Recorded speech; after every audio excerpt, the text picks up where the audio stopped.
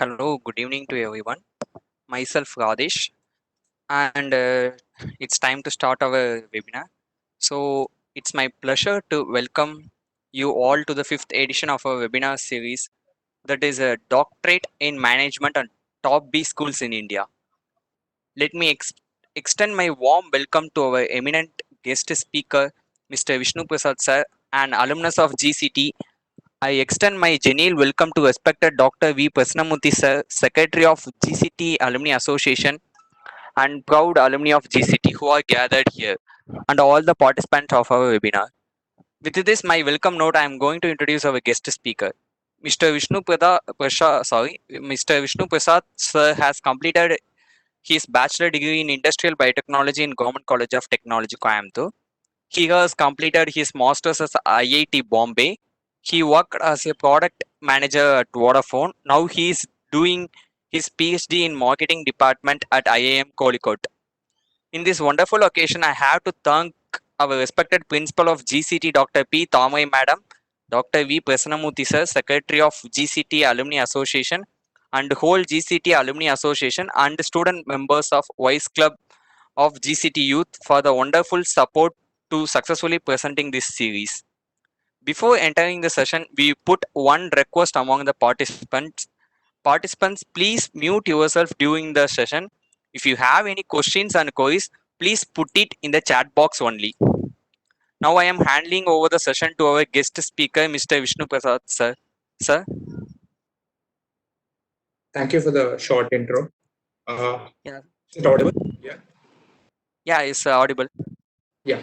So this is Vishnu Prasad here, and as the admin has correctly pointed out, correctly stretched out my introduction, and this is what I am. I passed out in 2015 from my IBT department. Uh, then joined IIT Bombay, Masters of Management there. I then went and then got a PPO there, joined Vodafone as a product manager, worked in Gujarat and Madhya Pradesh, and I worked.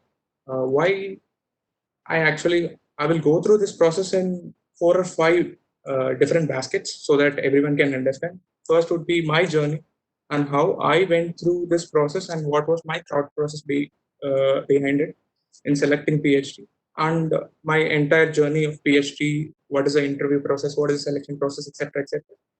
And second would be the introduction about the PhD process and how the structure of IIMs are, and how they are structured in this PhD module. And that would be the second. And third would be what are the different intricacies involved in the interview process and what are the things that you can do as an engineer in this particular process. And the fourth would be what can you do as an engineer to crack this particular process, and what are the results out of it, and what are the placements in this particular PhD.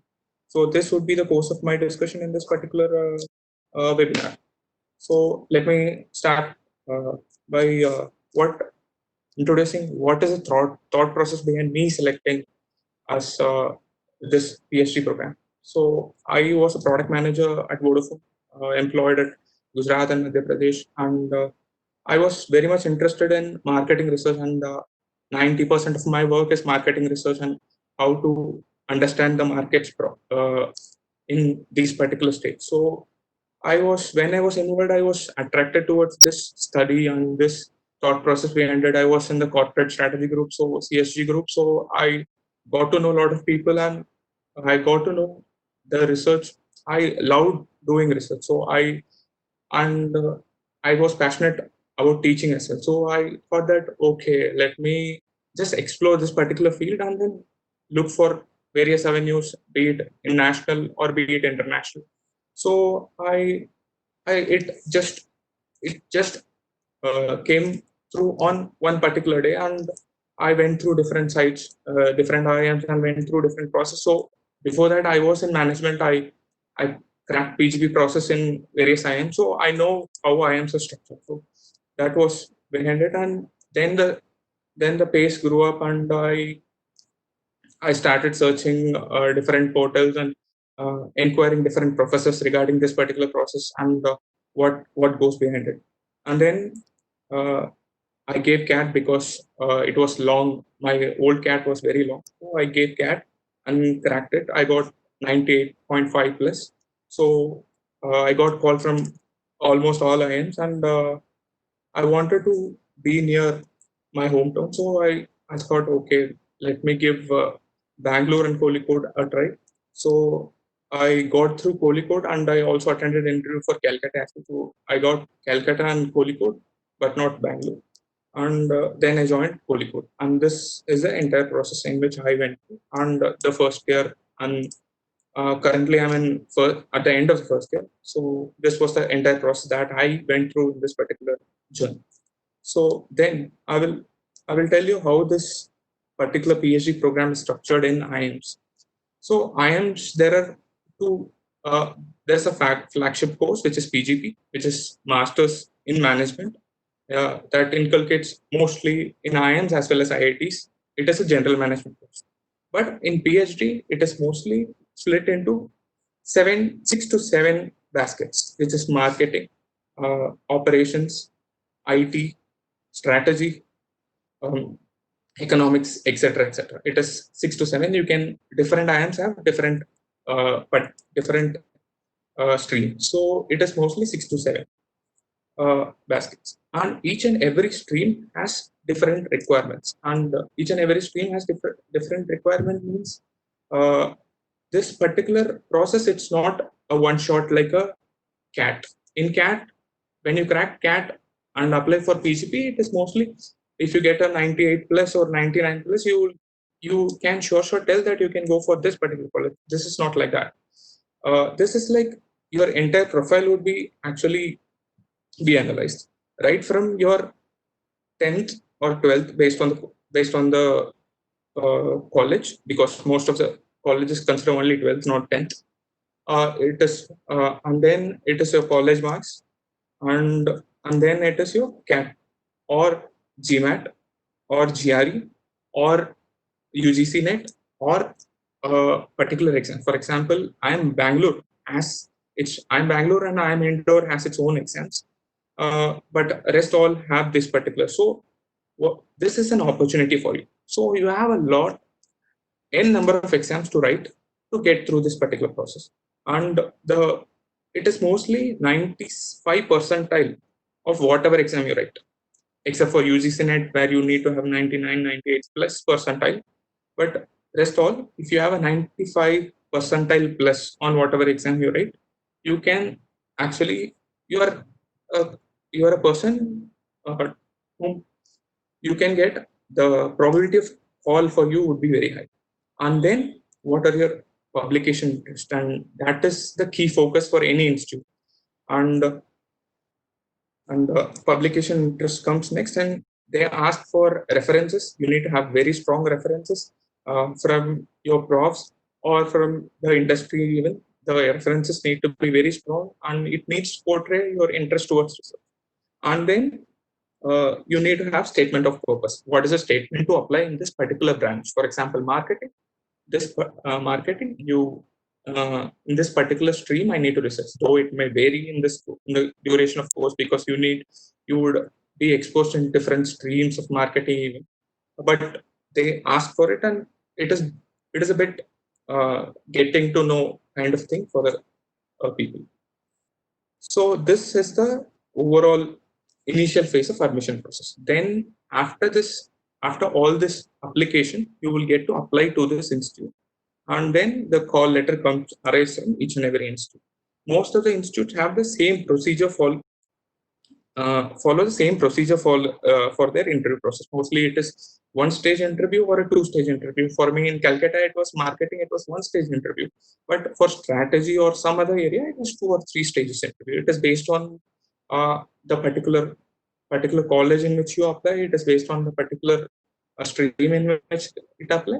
It depends. But mostly the content of the interview would be the same. See, if you prepare for one particular interview, you can easily crack all the interviews possible. So the most of the content would be what is your introduction about yourself, and what is your reason behind it. critical factor is that though they know that you are well equipped because you cracked all these exams, so you are well equipped. But can you withstand the course of PhD? So course of PhD is a very long process. I will after this I will explain what the PhD process is. But I will tell you the course of PhD process is a very long process. And can you withstand this particular pressure? Because the attrition rate is around 30% if I'm right. Because in my senior year there were 21 people who just senior year who are currently studying the end of the second year. There were 21 people, and currently it is dropped down to 15 people. So that is a kind of every college, it's the same scenario. It is like a 30 to 35% attrition rate, and the college is investing a lot in you. So people would actually look for the candidate who can withstand this particular rigorous process. It is not a one-shot process like a PGP. It is a rigorous process. So it is a 5-year process. So they will look for this particular character and your research capability. And are you are you inquisitive enough, or are you looking for problems, or are you academically bent? Is your bent of mind academically oriented or practically oriented? And all these things they would look for, and your selection would be based on all the parameters. It see, interview carries around 40 or 50% weighted, but your 10th, 12th college marks and your other interest, publication interest, and all these things carries a huge weightage. Your reference carries a huge weightage. If you have a reference from very nice industry people or very experienced industry people, or from academics, especially from the professors from the management college, uh, then it will bring a lot of weightage to your particular profile. And I would also tell you that in this particular thing, they would also look for research. What kind of research have you previously done? So in BTech, as you guys who are from BTech, most people won't do any research. Me as a BTech student, I never thought of publishing a paper or writing a journal article, etc., etc. I never thought of it. I can be quite clear about it. But you need to look for these avenues. I will explain it in the later session, but you need to look for these avenues. Publishing paper in your own stream. So that you need to look for. So this is the overall interview process in which that happens. And in this interview, it would be this and there won't be any waiting list as such. If you are selected, you are in. You are If you are not, you're not. And the selection ratio is 1:10, and most of the streams in a college have at most two or three. At most, it is at most two or three. And at the minimum, they won't even select anyone. So that is the kind of selection process that is involved in this.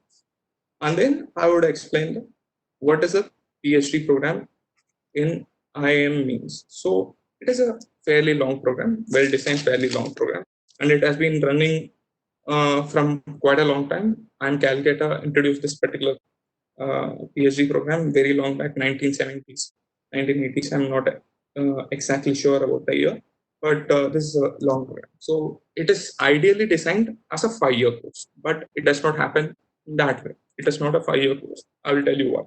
So when you, as soon as you get your entry into the IIM, so you would forced to sit along with your master's people. With the master's people, you would do your first year course. But for few people, it is waived off. For the people who are coming from IIMs, it is waived off. And from other institutes that are of par excellence, they are waived off because they have already done it. So first year you sit along with the master's people and attend most of their courses. Along with them, you will also attend your PhD courses, 1 or 2 PhD courses, and that is the first year shift. And the second year, you would go with your particular stream of selection. For example, I'm in marketing, so most of my courses would be marketing related, in depth into the marketing related. And from the third year, you would actually give a research topic and propose to the group of audience, and that would be a proposal. In a third year and a fourth year, you would do your proposal, and then you would build your thesis along this particular proposal, and then you would do your defense, which means that you have a research question. you find the necessary research answers to that particular research question, and then you prove or disprove that particular question in your defense, and thus your PhD actually gets complete. So this is a very crisp, very shortened form of how the PhD courses actually function in I. So then I will explain you the streams in IIMs. So like mechanical, ITCS departments, there are streams in IIMs. So the first stream would be I would take marketing. So marketing, it would be mostly marketing focus on how the product development, etc., etc. And marketing, you can look through uh, websites on how marketing is structured and all these things. Fairly structuring would also be there in all the websites. You can go through the IM websites and look for those. And the second would be your operations stream. In operations, it would be mostly operations and supply chain, and how the operations and supply chain. It would delve deep into that. Then it would be economics. Then it would be strategy. Then it would be OB and HR. Then it would be your then it would be HLN, AN department, etc., etc. So these are the departments, and these are the departments in them. So the first thing about the first thing about these departments is that each and every department functions in its own way. So, for example, marketing department has its own method process of doing its courses, and so after first year, you would actually be clubbed into that particular department, and after third year, you would be ideally clubbed to a particular professor or group of professors, and that is how each and every person's PhD life actually progresses.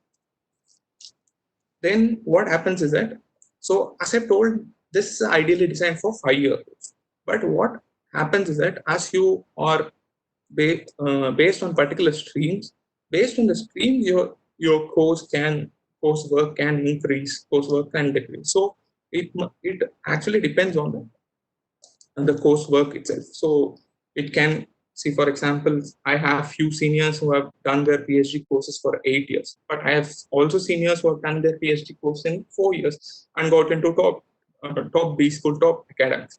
So that also happens. So it all depends on the college that you select, also your department that you select. So it depends on you. Mostly it depends on you, how efficient you are in completing your work, but it also depends on other factors that are beyond your control. So that is fairly based on the department. So then after passing out, mostly 80 to 90% get into academics, and 10 to 15% get into corporate. In academics, they mostly join as an assistant professor, and their salary you can look up in IM websites. So their salaries roughly around 1 plus in hand and all these things. So you can look up in various IM websites, and this is in the academic side, and also join private B schools, etc., etc. But I would tell you the gradation as well. So from IM A, B, C, it is mostly people join uh, I and K. So it is graded based on your college as well, and your research thesis submission as well, and the publications that you I would come in the next course, and how the publications are structured. And on the corporate side, you would mostly go into research profiles, and these are very niche profiles, and people go into consulting firms, people go into marketing firms based on the designations, mostly into strategy profiles, and policy, public policy, people go into public policy ventures, government projects, World Bank, etc., etc. So each and every stream has its own niche area of operation. Because I'm from marketing, I can tell that a few of my seniors went into marketing strategy of top top top corporates, but it is only 10 to 15%. of people. So mostly it is 80%, 80 to 85% people go into academics, and that is how it is done. So then I would go into what you can do in this particular process. So you will be in third year, second year, fourth year of your college life, and so you, as you know that in the process, a BTech can apply for this particular PhD process. Though I'm a Masters of Management, I applied, but a BTech can also apply for this particular course. So as a BTech, what they would expect? They would expect your bar would set a bit high, because an MBA like me would know the intricacies in the particular system, and I've already been through the management course, and for me it would be a bit easy to enter than you. But that does not mean that, see, most of my seniors as well as most of my batchmates are done bachelor's degree, and why I will tell you that it is one of the easiest way to entry. I will tell you in just few minutes. So the first thing that they expect from a bachelor's person would be, what is your research aptitude, and have you done research before? And currently you would be doing in your vacations, you would be doing few projects for your professors or few projects in private firms, but mostly it goes unpublished. Mostly it remains as a thesis, gets submitted into the college. But as a bachelor's person, you need to try to at least give it a go for a conference.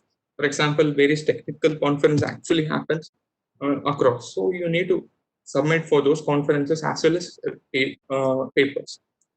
I would cite an example of a BTech person who was in my same batch, and she got through all the IMs possible.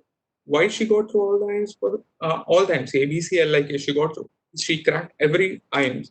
So why can that particular person can crack through all the IMs? Her her BTech 10, 12 marks were not 99, 98 percentage. It was not that way. It was around 85, 85, 85. I'm giving a rough figures. So it was 80, 85 figures. And she had two, two publications and one conference paper. So as a BTech person, if you can achieve two publications as well as conference papers, this publications were in her own stream, but she knew the process of how to publish a paper, because that is how the PhD, the output of PhD is determined. So she knew how to, she knew what is the process behind the PhD process. So that is what that uh, attracted all these professors to that particular person. So, and she got selected into all the IIMs. So that is one of the key factors. So if you can publish papers and do conferences, it would be an additional point in establishment. And there are key areas in which you can concentrate. See, because you are BTech, the focus cannot be more in the areas like marketing,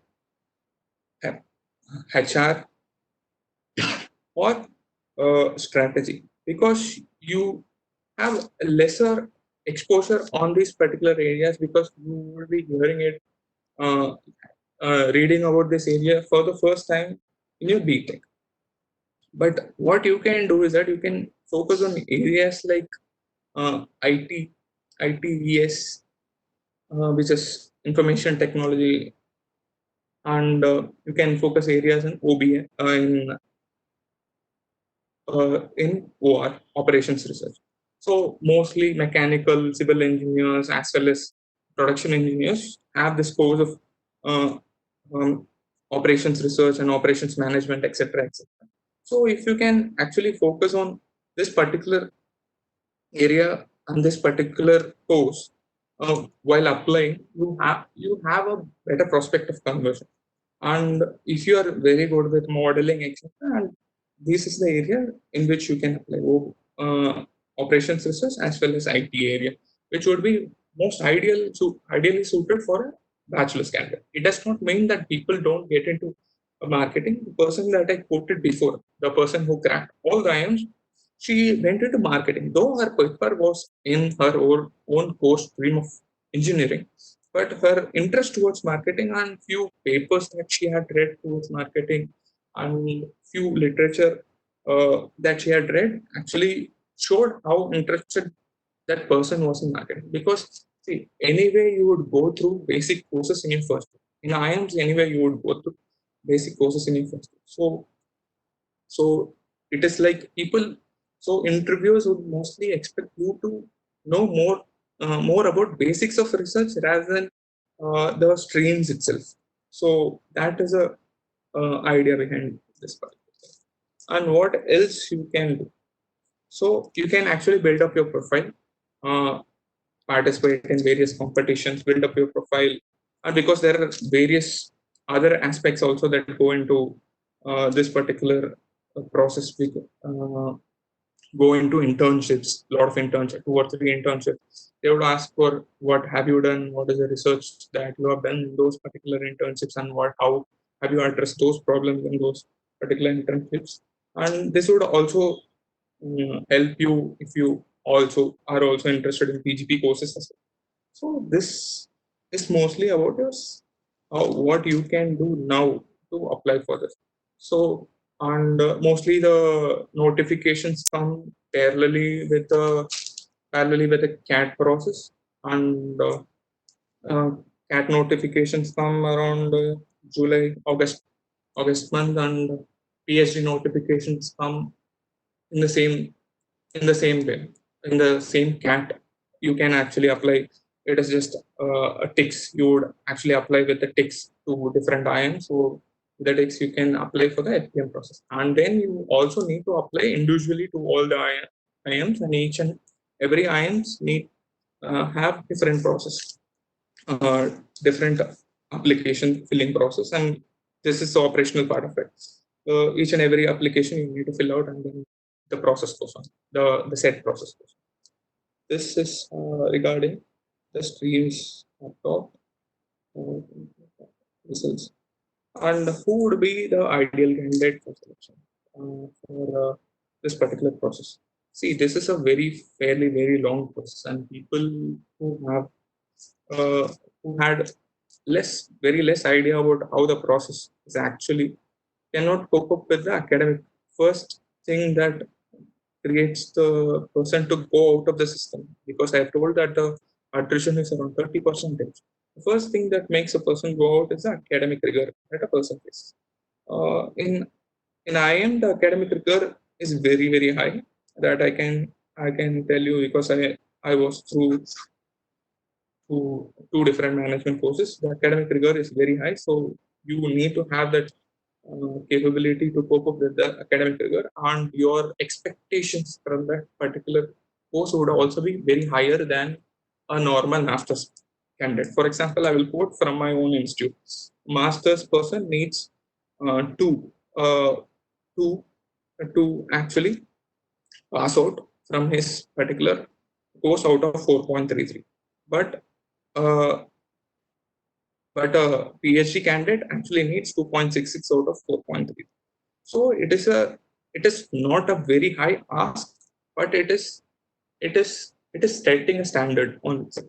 So your academic rigor needs to be very high, and I will tell you, in the second year, the academic rigor actually increases, because you would go to your core courses where you would read n number of articles and summarize and present term papers, etc. And the second thing that leads to the attrition is fairly very long process. So if you are stuck in a particular part in this first year, second year, third year, fourth year, in any process of PhD, it would take a lot of time, and you need to also focus on how you can qualitatively give a better output in a lesser time. So your focus needs to be in lesser time, better output. It's a strategy that you can follow. Lesser time, better output, or the best output in a in a longer time, there are people who have done 7 or 8 years of research in PhD, and they have done the best output possible. And there are people like those people as well. So, as for me personally, it would be qualitative output in a lesser possible time. That would be my ideal strategy in this particular process. So that is a second greater hindrance. It's a fairly long process, and it would be see. I am starting at the age of 25, so I would fairly complete at the age of 30, 31. So it would be so you have your uh, family difficulties, for example, family. You need to take care of family at that particular age and etc. etc. So that things actually creep in this particular process. And then the incentives that to do this particular course. So the first incentive is your stipend that you would get. The stipend in this course is fairly optimal. I would not say that it is very high. It is fairly optimal. It would be based on the institute that you study. It would be around from 35 to 30, in the ranges of 35 to 30K. So the stipend continue up till fifth year, but after that the stipend discontinues and you need to take care of yourself. And that is after fifth year, if your thesis gets extended or your defense get extended, that is a problem that you can face. This. And the second thing that second advantage you get is that after completing a PhD, hell, a lot of avenues actually open. Yeah, I've told you that people actually get uh, placed in very good, even corporate. They get creamy jobs, and they, even in academics, which is a bit peaceful when compared to other streams of it. So that in that way, this is a very lucrative process. And what would a potential employer would expect after PhD would be the amount of the quality of the work that you do, as well as the quality of publication that you publish. So if your quality is ensured, you can get into top jobs possible. So this is what mostly that I know in my short duration of the PhD course that in the first year.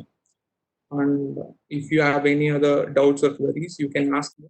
And if you have any other intricate details that you need me to expand or anything that you need, you can ask me.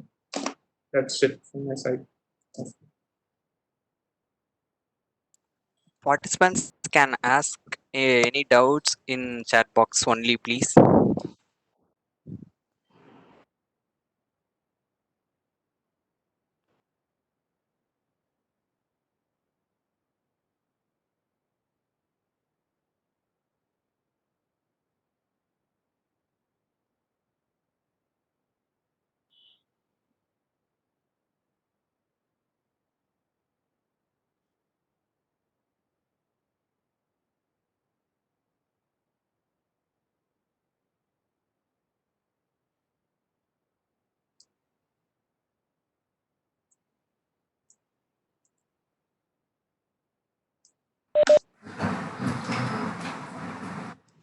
So we have a few questions in a private chat.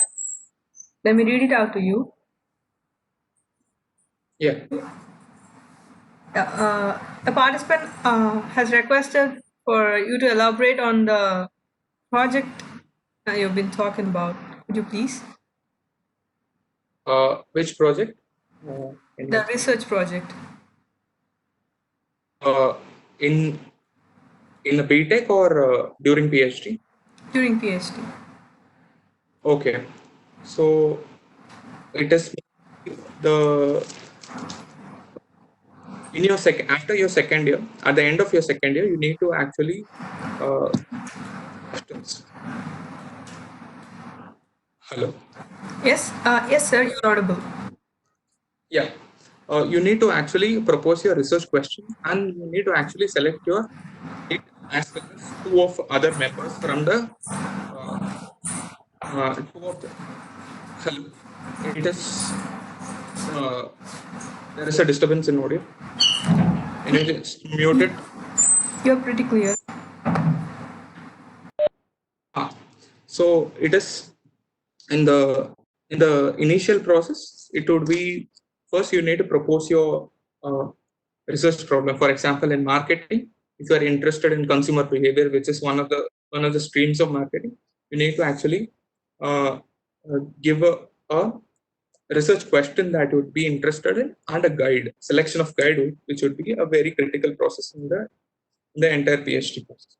And then you would along with the guide you will also select 2 or 3 people who would actually assist you in through the journey of PhD, which would be effectively after your second year.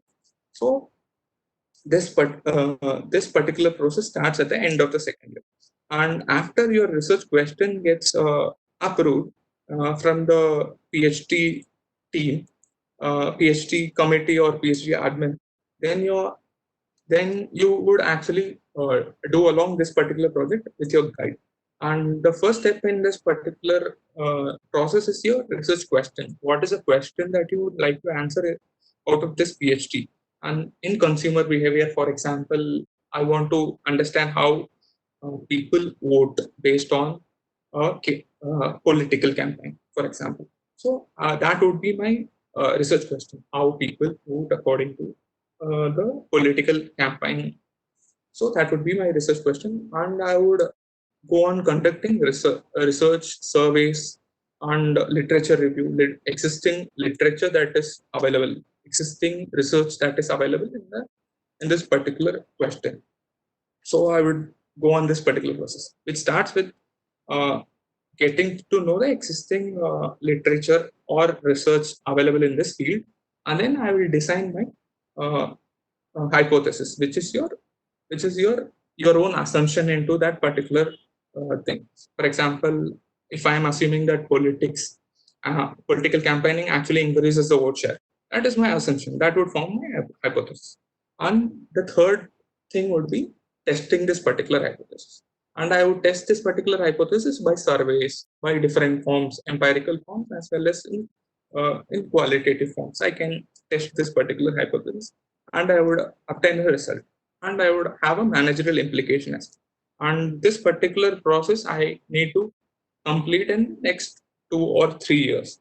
And this is the broad sketch of how you do your research project in your PhD.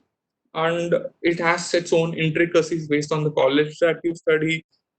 In you need to have the mid proposal submissions, etc., and your uh, initial initial thesis submission, final thesis submission, final defense, etc. So it is based on the college. It depends as well. The entire process also depends on the college as well. So this is fairly the research project that you would do in the PhD. Fairly the broad sketch of the research project that you do in the PhD. So have I answered your question? Yes, sir. Thank you. And another question from the same participant. They have asked Okay. you to, if you could please elaborate on your BTech project, what you took up, and how you decided on that. Okay. My BTech project, I would tell you. So my see, I'm from industrial biotechnology. So in the final year, I actually took up this project of modeling simulation of how the fungi actually grows. So I can go on in technical details, but this is the project. How it's a simulation of how a particular type of fungi grows in an environment. Though I didn't see, my focus was not during that my BTech time. My focus was not on joining a PhD in a long course of time. So my project did not evolve on the factor that me doing PhD was not on the horizon. So my selection was, I would tell that my selection was not on lines with my final career. But what you can do, I can tell. So what you can do is that, see, you need to have a very strong research question in your own field, and you need to approach very right professors in this particular thing. So selection of professors would be very critical, and you always need to focus on your publication. See, in GCT, I know I have studied mm, 5 years before, so I know that I fairly know. I'm not demeaning anything, but I'm fairly know that we don't focus much on publication, at least in the BTech level.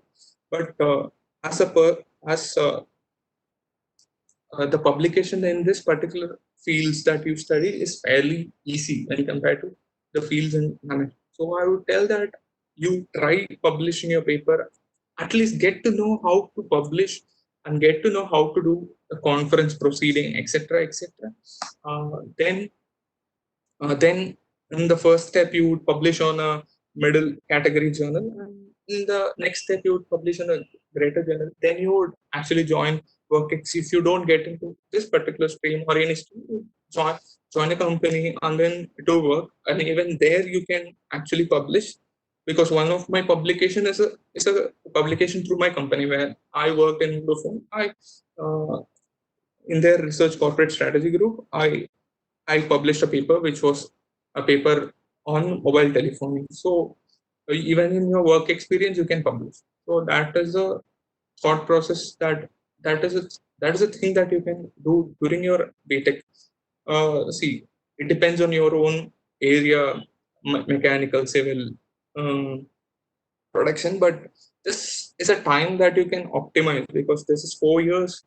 After this 4 years, the entire industry has changed in its own outlook.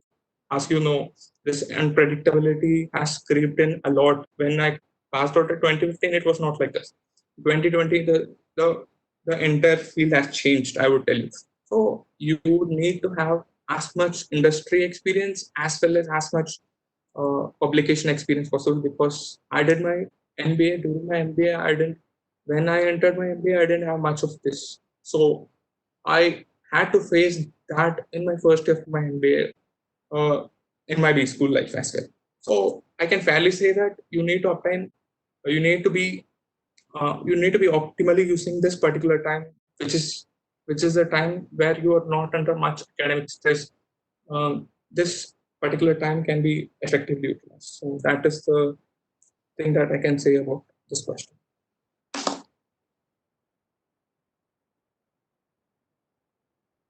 Hello. Thank you, sir. That's all the questions is. So Okay.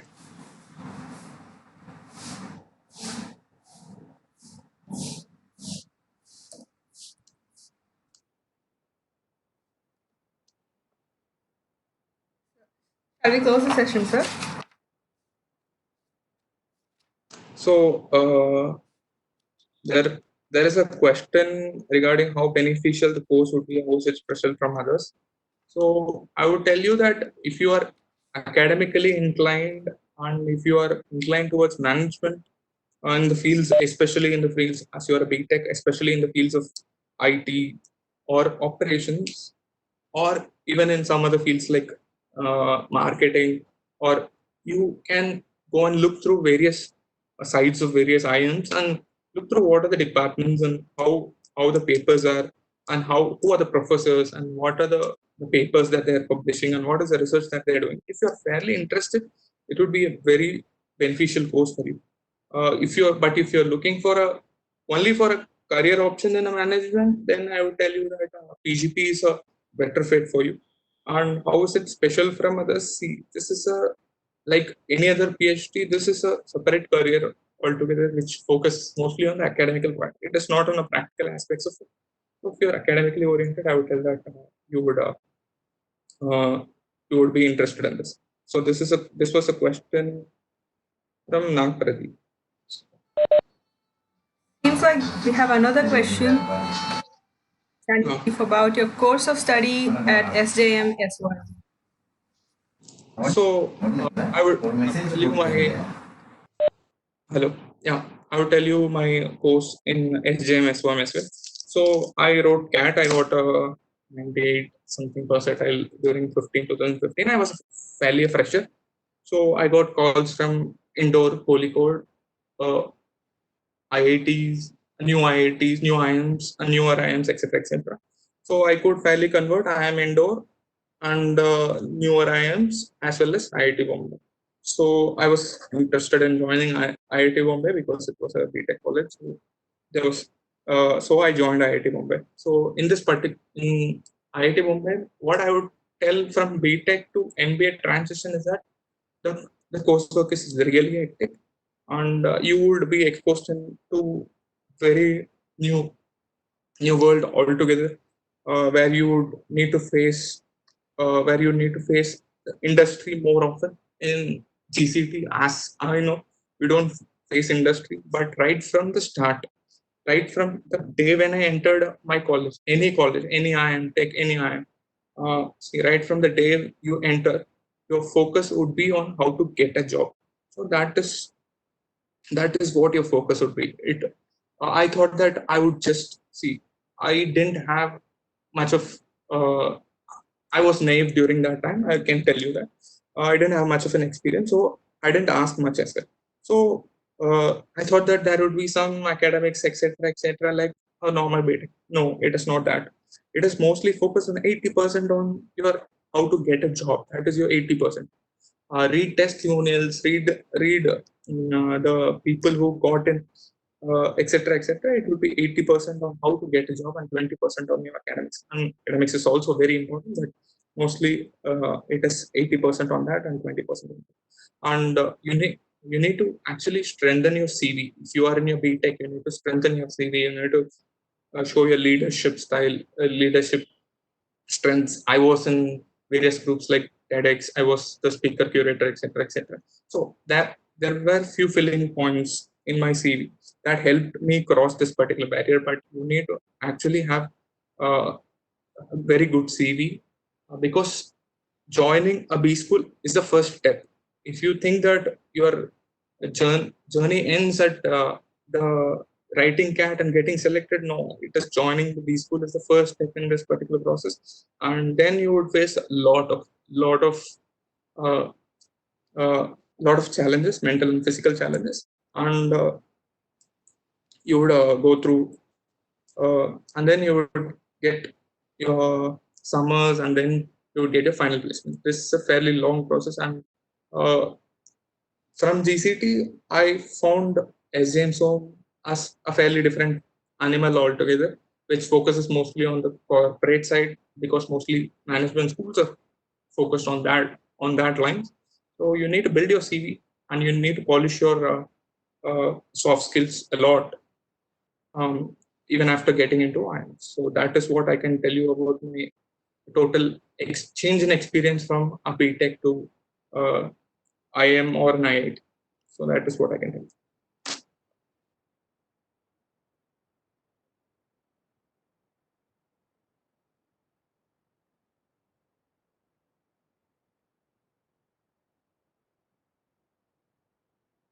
Hello. Yes, sir. I think we have come to the end of the session. Okay. It was really a pleasure having you with us. And gratitude is a great part of our closure. So let us wind up the session with a vote of thanks. First up, our heartfelt gratitude to our guest speaker, Mr. Vishnu Prasad from IM Colicourt.